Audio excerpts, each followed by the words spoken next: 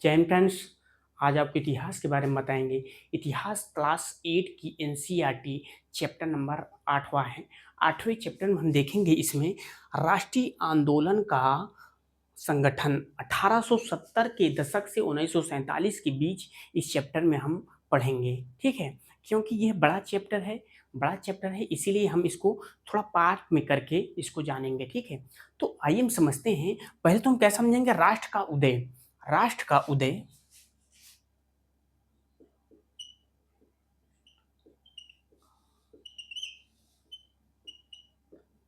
ठीक है, राष्ट्र का उदय के बारे में हम समझते हैं। अब इसमें क्या होता है, जैसे कि पहले तो हम समझते हैं, जब इसके पहले 1870 के पीछे वाले क्षेत्रों में चले जाइए, जब राजाओं का शासन चलता था, तो क्या हुआ कि तो उनका एक राज्य हुआ करता था। कुछ ऐसे छोटे छोटे राज्य बना लेते थे अपने क्षेत्र को एकत्रित करके। छोटे छोटे राज्य, मान लीजिए कि जैसे कि ये हो गया बंगाल हो गया, ये बंगाल हो गया, ये अवध हो गया, ये अवध हो। अब क्या हुआ, ये सब छोटे छोटे क्षेत्र ये बना लेते थे तो उनका राज्य चलता था। ठीक है, अब क्या हुआ, ये सब इसी में समाहित हो गए, ये राष्ट्र में। ठीक है, ये सब राष्ट्र में समाहित हो गए। तो राष्ट्र एक क्या होता है, बड़ा होता है। ठीक, तो क्या हुआ, जब ये राष्ट्र जब बन गया, बड़ा क्षेत्र हो गया, इसमें कानून व्यवस्थाएं सीमित हिसाब से चलने लगी। जो अंग्रेज का शासन चलता था, सरकार चलाने लगी पूरी। कुछ कुछ जहाँ वोटिंग का भी सिस्टम था। तो क्या हुआ कि ये सब सिस्टम जब चलने लगा तो लोगों के बारे में कुछ ख्यालात आने लगे कि भाई ये राष्ट्र क्या होता है। यहाँ भारत में मतलब कुछ लोग भाई बहुत दिन से एक प्रकार से गुलामी की जंजीरों में बने थे और भी बने हुए थे। तो क्या हुआ, धीरे धीरे उनके मन में ख्याल होने लगा कि आप कैसे हो। तो उसमें से एक संगठन लगभग 1870 से 80 के दशक में एक संगठन बनाई गई, जिसमें क्या बोलते हैं, उसके मतलब कह सकते हैं कि उसमें पढ़े लिखे लोग हुआ करते थे। एक मिनट थोड़ा सा।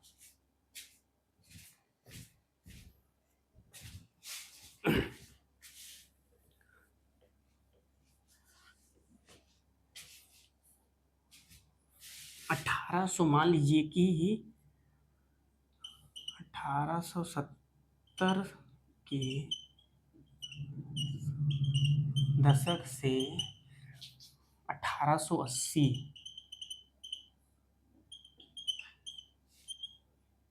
तक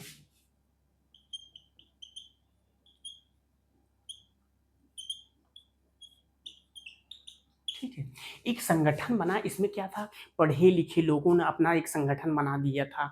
जैसे कि वकील हो गए जो अंग्रेजी जानते थे, कुछ इनमें जमींदार लोग भी थे। मतलब एक प्रकार से जो शिक्षित व्यक्ति थे वो अपना एक संगठन बनाने लगे। मतलब कि भाई एक देश को चलाना है, धीरे धीरे एक लीड कोई करेगा ना, तब जाके ये मतलब इस अंग्रेज को ऊपर मतलब वो भगा सकते हैं उनको, मतलब कुछ कर सकते हैं। जब एक संगठन बनाएंगे, शिक्षित लोगों का रहेंगे, तब वही वही में ऐसे संगठन में थे। कौन कौन थे, जैसे मान लीजिए पूना।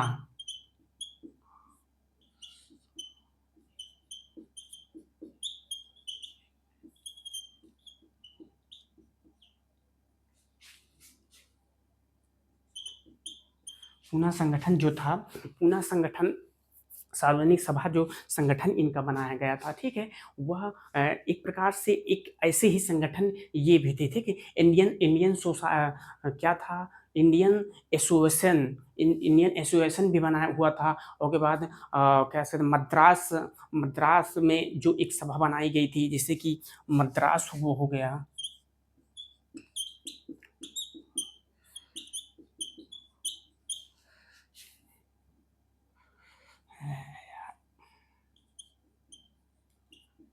मद्रास सभा। तो ऐसे ऐसे कई सभाएं ये लोग अपने आपस में बनाए थे। इसमें क्या होता था, जैसे बड़े लोग रहते थे, शिक्षित लोग रहते, महाजन लोग रहते थे, मतलब कई प्रकार के लोग अपनी एक संगठन बनाकर रहते थे। ठीक, इतना समझ में आया। क्या हुआ कि इसी बीच में क्या हुआ कि अल्मर्स बिल जो पेश हुआ था, ये इसी के बीच में जब ये अपने संगठन बना के चल रहे थे, उसी के बीच में अंग्रेज जो थे एक बिल लाए। ठीक है, एक बिल लाए।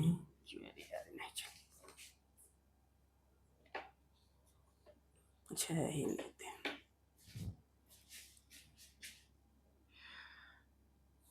1878 में 1878 में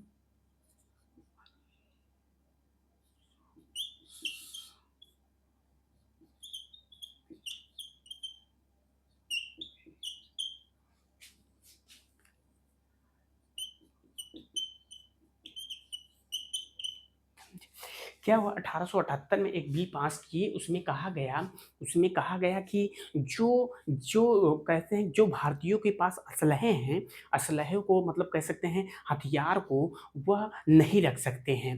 मतलब इसमें कहा गया कि जितने भारतीय लोग के पास असलहा या हथियार हो, आप उसको ले जाकर सरकार के पास जमा कीजिए, ठीक। सिर्फ भारतीयों को असलहे को इसमें जमा कर दिया गया था, ठीक।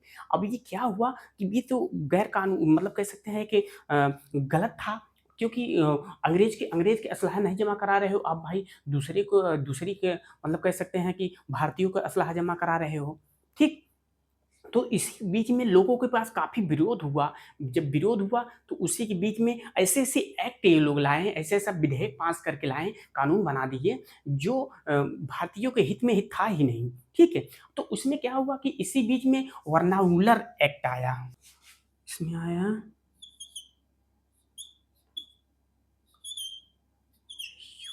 उलर एक्ट, ठीक।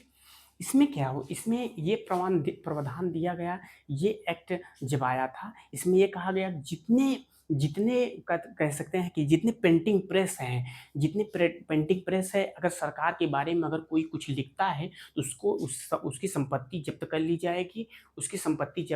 जाएगी, उसे केस के जेल में डाल दिया जाएगा। अब बताइए, ये एक्ट ऐसा कानून ये पास किए, सरकार के बारे में कुछ मत लिखिए आप, ठीक। गवर्नमेंट के बारे में आप कुछ मत लिखिए। मतलब अगर गलत अगर लिखते हुए पा गए तो वो आपका प्रेस जो था उसको मतलब ख़त्म कर देंगे, उसको मतलब कैसे अपने मिला लेंगे या तोड़ देंगे या उस पे जुर्माना दे देंगे, ठीक है? ये एक्ट ऐसा एक्ट था। इसे क्या कहते हैं? प्रेस एक्ट,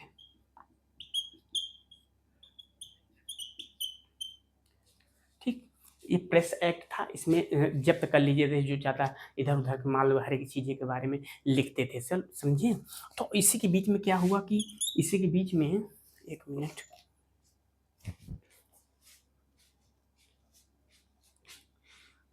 1800 1883 में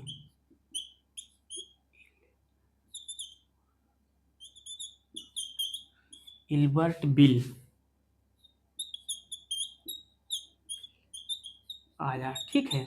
इल्बर्ट बिल आया 1883 में इल्बर्ट बिल आया, ठीक है। अभी क्या हुआ, इसमें ये दिया हुआ था कि अगर इसमें भारतीय जज मतलब कह सकते हैं अंग्रेज, पहले ये होता था अंग्रेजों का जो मुकदमा होता था, जो अंग्रेज के ऊपर मतलब अंग्रेजी शासन या उसके सिपाहियों या किसी व्यक्ति के ऊपर मुकदमा का चल रहा है, तो वहाँ भारतीय जज जो था वह मतलब कह सकते हैं जज बन के उसमें न्याय को नहीं दे सकता था। मतलब भारतीय जज उसको ये उसके केस को नहीं देख सकता था, पहले नियम था। यही इल्बर्ट बिल जब आया तो इसमें ये कहा गया कि भारतीय जज भी कह सकते हैं इस केस में वह जज बन के उसमें फैसला दे सकता है। तो इसीलिए ये गोरवा लोग जो था, ये लोग थोड़ा आग बबूला हो गया, इसलिए इसका विरोध करने लगा इल्बर्ट बिल के लिए, तो कि इसको वापस कीजिए आप। तो इसको वापस कर लिया गया, ठीक। इतना समझ में आया? लोग मतलब कह सकते हैं कुछ अंग्रेज में भी थोड़ा कुछ अच्छे लोग थे, थोड़ा-सा जो ऐसे-ऐसे बिल जो पास करा देते थे, ठीक है? लॉर्ड रिपन ने इन बिल को पास करवाए थे, ठीक है? तो पास नहीं हो पाया था, ये मतलब एक ऐसे के तौर पे पड़ा था, धीरे-धीरे इसको रिजेक्ट कर दिया गया। इसीलिए अंग्रेजों के एक प्रकार से मतलब उनका एक विरोध के कारण ऐसा हो गया था, ठीक है? तो अब ये हो गया, हम लोग इतना समझ लिए। अब क्या समझे, पहले तो अब ये सब होने लगा तो उसमें एल्बर्ट बिल के कारण जब लोगों के बारे में जानकारियाँ होने लगी कि यार ये तो भारतीय लोगों की लोगों के लिए ये गलत चीज़ें, गलत संदेश जा रहा है। भाई ज़ाहिर-सी बात है कि आप किसी के साथ में अगर ऐसे करेंगे, अगर कोई बिल नहीं पास होया, अगर समानता का अधिकार, समानता सभी को समान नहीं रखेंगे, तो आदमी वो गुस्सा हो गया, वो होगा। इसी बीच में क्या हुआ, सभी एक संगठन बनाने लगे, ठीक। अभी क्या हुआ चलिए हम ये नंबर लिखते हैं। इसमें क्या हुआ, उसी के बीच में इल्बर्ट बिल के कारण ही यह कांग्रेस की स्थापना होती है। ये एक कारण समझिए, क्योंकि लोगों के बारे में जब जागरूक होने लगे कि यार ये ऐसा होने लगा, तो ये सब लोग एकत्रित हुए। एकत्रित हुए, क्या हुआ 1885 में ये बम्बई के आसपास में ये एक संस्था बनाकर, एक जगह बनाकर ये देश भर के लगभग समझिए, हम समझते हैं इसको पहले थोड़ा सा।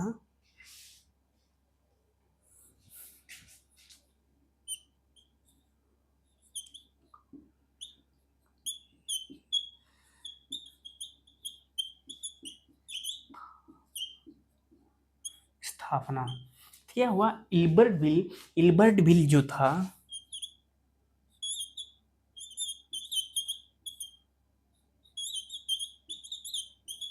इल्बर्ट बिल के कारण ही इनकी स्थापना हुई। और ये क्या हुआ कि 1885 में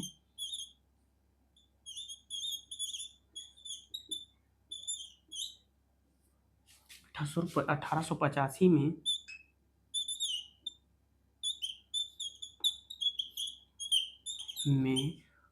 72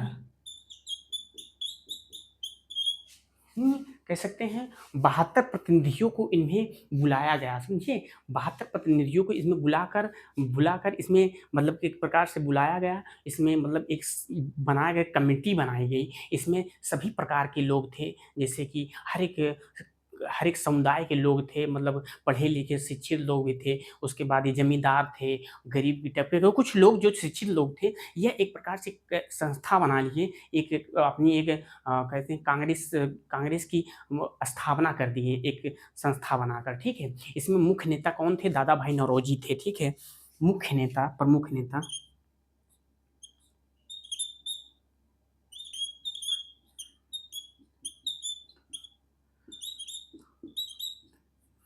दादा भाई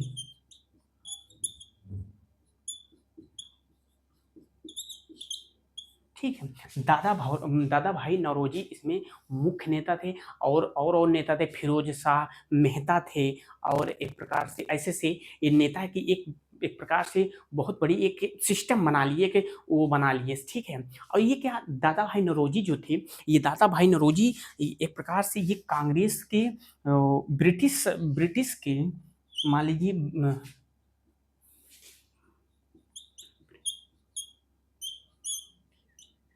ब्रिटिश में एक प्रकार से एक कह सकते हैं एक संसद के एक सदस्य के रूप में ये पद भी ग्रहण किए थे, समझिए। ब्रिटिश संसद में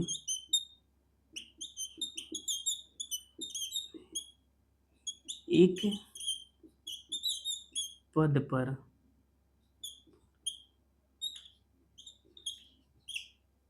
ठीक है, एक पद पर भी थे ये ब्रिटिश संसद में। और ये इनका ये लंदन में, मतलब आसपास लंदन भी रहते थे। एक प्रकार से इनका एक व्यापार का सिस्टम, एक व्यापारी एक प्रकार से थे। व्यापार के सिस्टम से चारों तरफ घूमते टहलते रहते थे, ठीक है। इतना समझ में आया आपको, दादा भाई नौरोजी। अब क्या हुआ, इसको हम थोड़ा सा मिटाएंगे तब समझ में आएगा।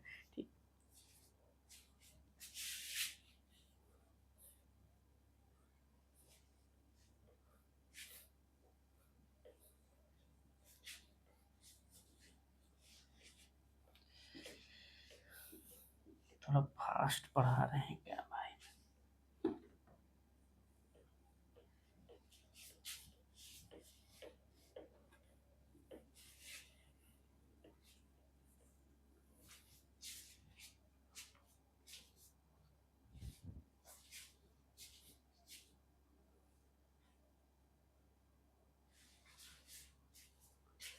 अब हम जानेंगे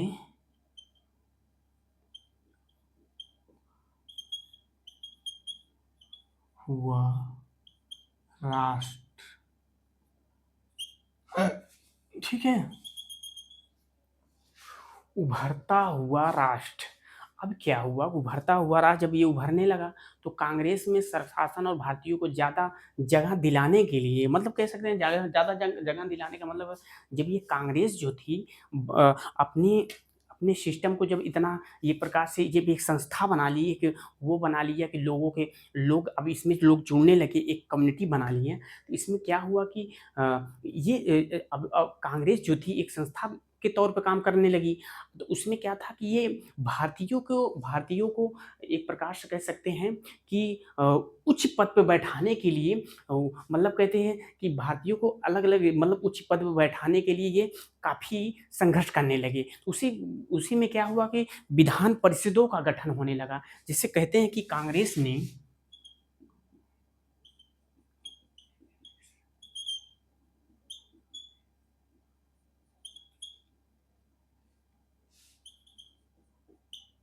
विधान परिषद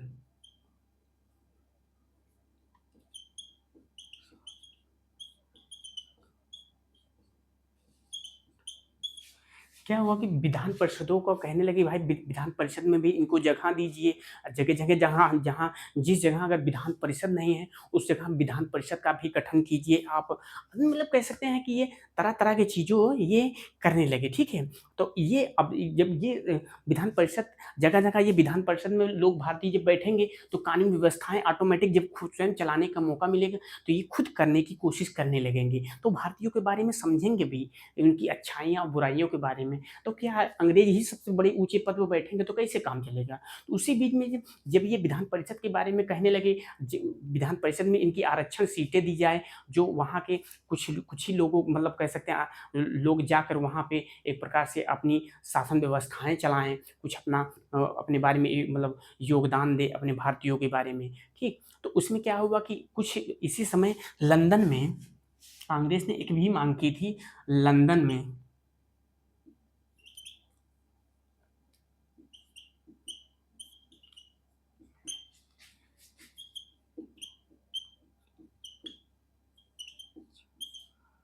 जो लंदन में परीक्षा जो लंदन में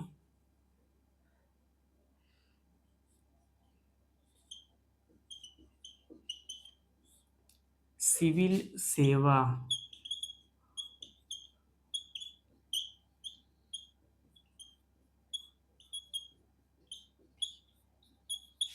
जो लंदन में सिविल सेवा की परीक्षा होती है सि सिविल सेवा की परीक्षा होती है उसमें क्या है कि भारतीय लोगों को भारत में भी वह सिविल सेवा की परीक्षाएँ शुरू करे, ठीक है? सिविल सेवा की परीक्षाएँ जब शुरू करेगी, तो उसमें क्या हुआ कि लोगों को आगे चल के इसमें भाग लेने लगेंगे, तो इसमें बड़े-बड़े अधिकारी बनेंगे और ये धीरे-धीरे चढ़ के मतलब एक प्रकार से उच्च पद ये ग्रहण करेंगे। भारतीय सेनाएँ मतलब भारतीय सैनिक में भी जाएँगे, अदर-अदर चीज़ें में कलेक्टर बन जाएँगे, अदर-अदर क्षेत्र में ये इनको आग्रह करने लगे, ये सब मतलब कह सकते हैं इनकी माँग होने लगी, रखने लगे थे, ठीक है? कांग्रेस ने, ठीक? इतना समझ में आया क्या? अब क्या हुआ कि कांग्रेस ने विधान परिषद या विधानसभाओं ये मतलब ये सब के बारे में ये लोग माँग माँग करने लगे। उसी के बीच में सिविल सेवा परीक्षाओं के बारे में माँग करने लगे और अब क्या हुआ कि अंग्रेज जो थे कहने लगे जो न्यायपालिका है, जो न्यायपा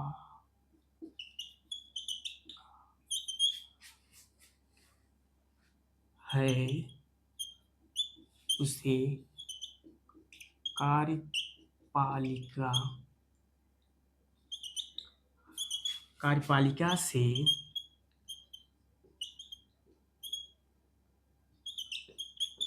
अलग कर दें, ठीक है? न्यायपालिका जो है कार्यपालिका से अलग कर दी। अब न्यायपालिका अगर स्वतंत्र नहीं होगी तो फैसला कैसे दे सकती है, ठीक है? अभी मान लीजिए आज के युग में हम समझते हैं न्यायपालिका अगर जो है यह कार्यपालिका के अंतर्गत आएगा, प्रधानमंत्री के अंतर्गत आए, तो यह न्याय कैसे होगा भाई? जो प्रधानमंत्री है उसके उसके ही अंडर में रहेगी पूरी व्यवस्थाएँ इसको न्यायपालिका हमेशा स्वतंत्र होनी चाहिए, ठीक है? क्योंकि वह किसी के दबाव में ना रहे, वह स्वतंत्र अपने विचार रखे और उसके बाद वो जो संविधान का जो लिखा हुआ है संविधान जो है, उनकी मतलब उनकी व्याख्या करके जो अच्छा है उसको उच्च फैसला सुनाए। अगर कार्यपालिका के अंतर्गत आएगा, प्रधानमंत्री के अंतर्गत आएगा, तो वो मतलब कह सकते हैं वो पक्ष ही हो जाएगा, पक्ष में न्यायपालिका अपना काम करेगा, ठीक। इसीलिए इनको कहें अलग कीजिए और भारतीयों को स्वतंत्र रहने का एक मतलब एक प्रकार से वो फरमान जानेंगे, स्वतंत्र रहें, अपनी भावनाओं को व्यक्त करें, ठीक है। और जो ये जो एक्ट था, कौन एक्ट था, आर्म्स एक्ट जो उसको निरस्त कर दे, उससे क्या होता है कि भारतीयों को हथियार रखने का अधिकार मिल जाता है। और जो 1878 में मतलब था वो एक्ट, उसको भी निरस्त करने का ये लोग एक प्रकार से फरमान मतलब कह सकते हैं अपनी बातों को रखे थे वहाँ पे, ठीक है। उसी के बीच में अब आता है स्वतंत्रता हमारा जन्म सिद्ध अधिकार है, ठीक है। स्वतंत्रता हमारा जन्म सिद्ध अधिकार है। ये किसने कहा था? ये कहा था बाल गंगाधर तिलक ने कहा था, ठीक है। बाल गंगाधर तिलक ने कहा था। हम इसमें समझते हैं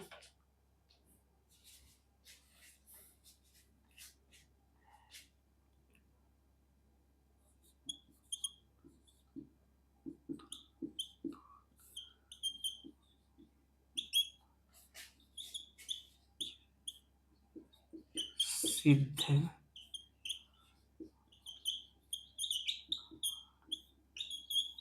ठीक है। स्वतंत्रता हमारा क्या है? जन्म सिद्ध अधिकार है। जन्म सिद्ध अधिकार है, इन्होंने कहा था। ये क्या था? जैसे कि लाला लाजपत राय और बिपिन चंद्र, बाल गंगाधर तिलक, ये ऐसे नेता थे जो ये गर्मपंथी के नेता माने जाते हैं।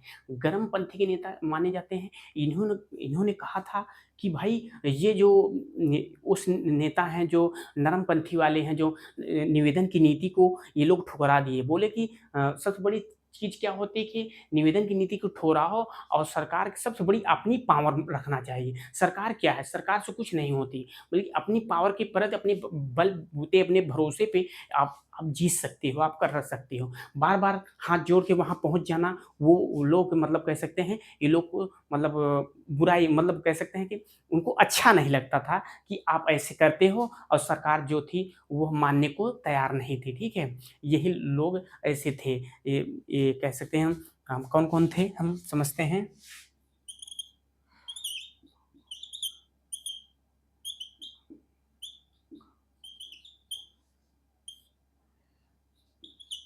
तिलक,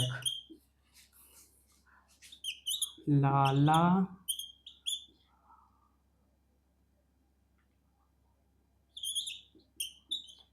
राय, लाला लाजपत राय और कहा बिपिन चंद्र पाल।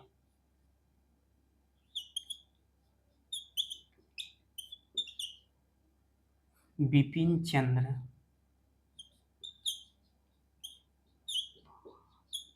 ठीक। ये सब ऐसे नेता थे इन्हें कह सकते हैं गर्मपंथी के नेता इन्हें माना जाता था। इसे इसीलिए कहा जाता है बाल लाल बाल पाल कहा जाता था, ठीक है। लाल बाल पाल इन्हीं तीनों नेताओं को कहा जाता है, ये जो गर्मपंथी के नेता माने जाते हैं, ठीक है।